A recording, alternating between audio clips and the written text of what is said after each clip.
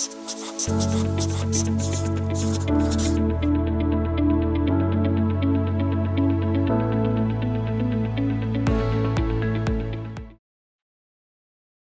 this video, we're going to talk about the log-normal distribution.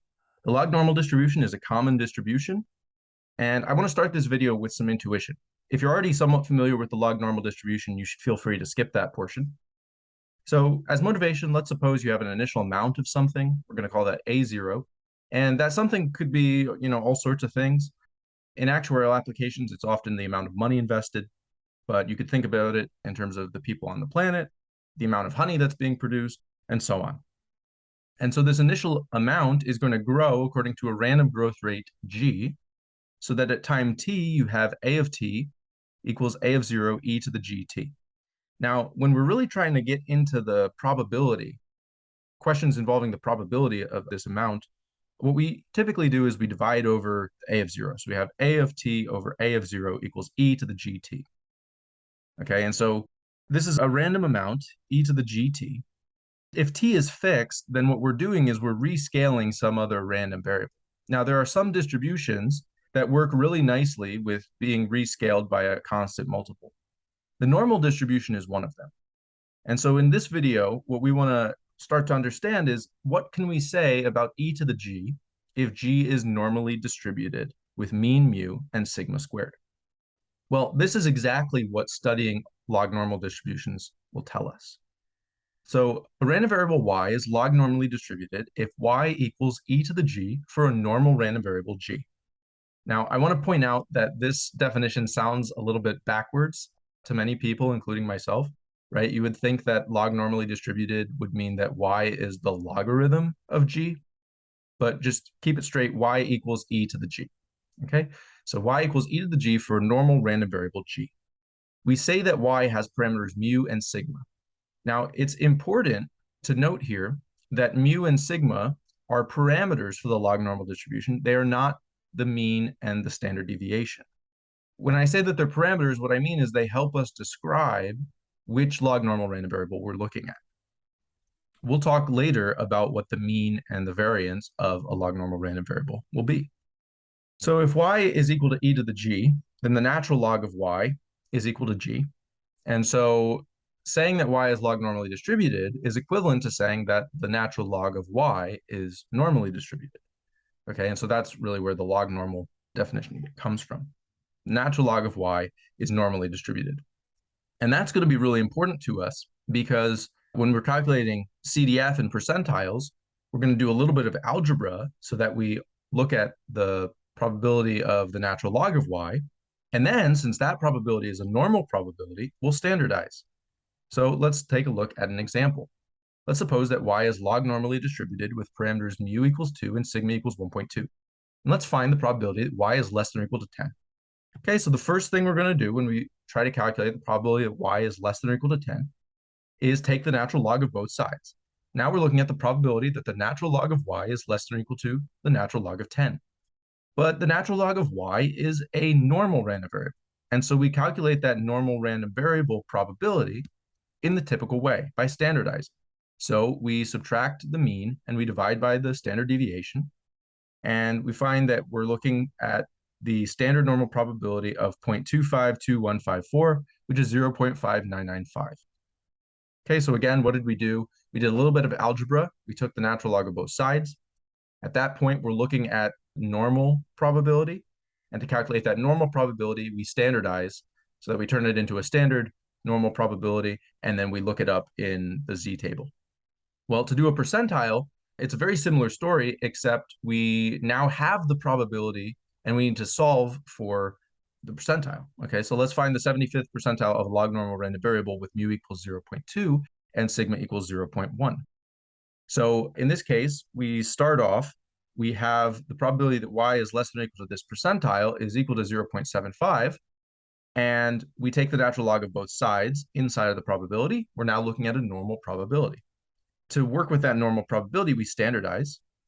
So we subtract off the mean of the normal random variable, which is 0.2. We divide by the standard deviation of the normal random variable, which is 0.1. And now we have this expression, phi of the natural log of the percentile of the log normal minus 0.2 divided by 0.1, all of that should be equal to 0.75. Well, what we do is we go to the z-table and we look for the 75th percentile of the standard normal random variable. After some searching, we find that the 75th percentile of z is 0.67449. That means that that entire quantity, the natural log of the 75th percentile of the log normal, minus 0.2 divided by 0.1, should be equal to 0.67449. To isolate the 75th percentile of the log normal random variable, we have to do a little bit of algebra. We have to multiply both sides by 0.1, add 0.2 to both sides, and then exponentiate so that we get y sub p all on its own. And so we find that the 75th percentile of this log normal random variable is e to the 0.2 plus 0.67449 times 0.1, which works out to be 1.306627. Now, I want to make a comment, which is that on the next slide, we're going to show some general formulas for CDF and percentiles for log normals. And those formulas are great, but it's really important that you understand the procedure that we followed on each of these questions. So here are the general formulas. So the probability that y is less than or equal to c is the standard normal probability at the natural log of c minus mu over sigma. And the pth percentile for log normal is e to the mu plus sigma times z to the p, where z to the p is the standard normal percentile. Now let's talk about the mean and variance of a log normal random variable. So here are some formulas. So the mean of a log normal random variable with parameters mu and sigma is e to the mu plus sigma squared over 2. Okay, so it's e to the mu plus a shift that depends on the variance of the normal random variable. And then the variance of y is given here. You can commit this definition to memory. And if you commit that definition to memory, as well as the definition or the formula for the mean of the log normal random variable, then you can come up with the second moment relatively quickly, because the second moment is going to be the first moment squared plus the variance, which works out after a little bit of algebra to be e to the 2 mu plus 2 sigma squared. On the other hand, you may find it more advantageous to commit to memory the first moment and the second moment of a log normal random variable, because they have a very similar form. And indeed, there's a general formula for the nth moment of a log normal random variable, which is e to the y n is e to the n mu plus 1/2 n squared sigma squared. Okay, so n here is an integer, and so we're talking about nth moments, first moment, second moment, third moment, and so on. So a very nice general formula that can quite compactly encode lots of information that will be useful on the exam.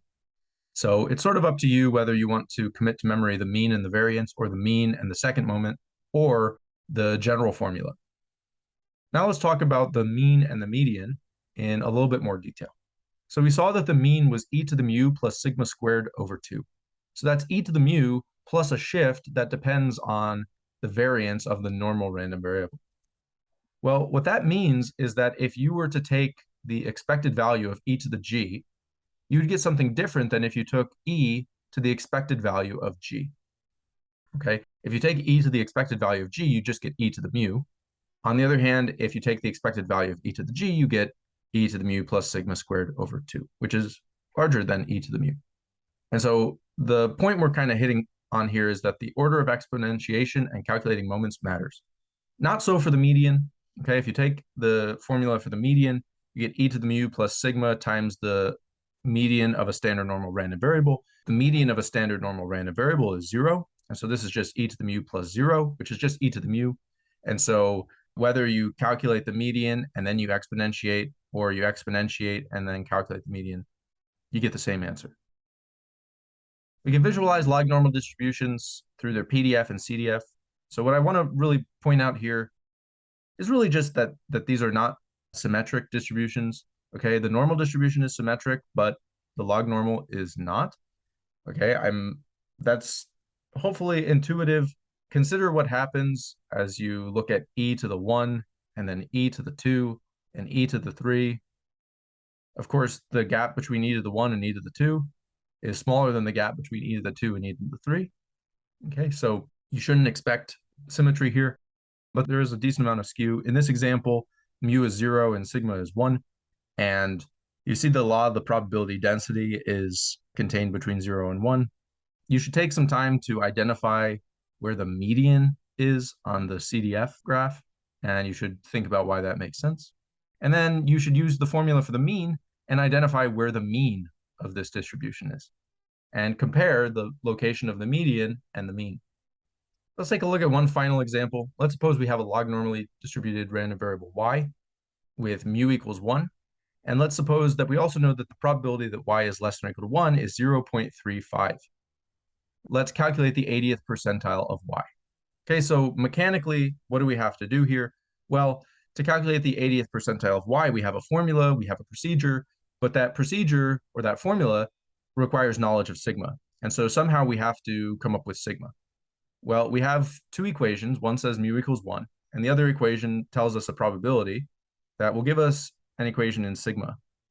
So the probability that y is less than or equal to 1 is probability that the natural log of y is less than or equal to the natural log of 1, which is 0. And so this is a normal probability. So we standardize, okay? This is the probability that z is less than or equal to minus 1 divided by sigma. And by symmetry, this is 1 minus the standard normal probability at 1 over sigma. And we know that that's equal to 0.35. So we can look up in the z table what phi of 1 over sigma would have to be.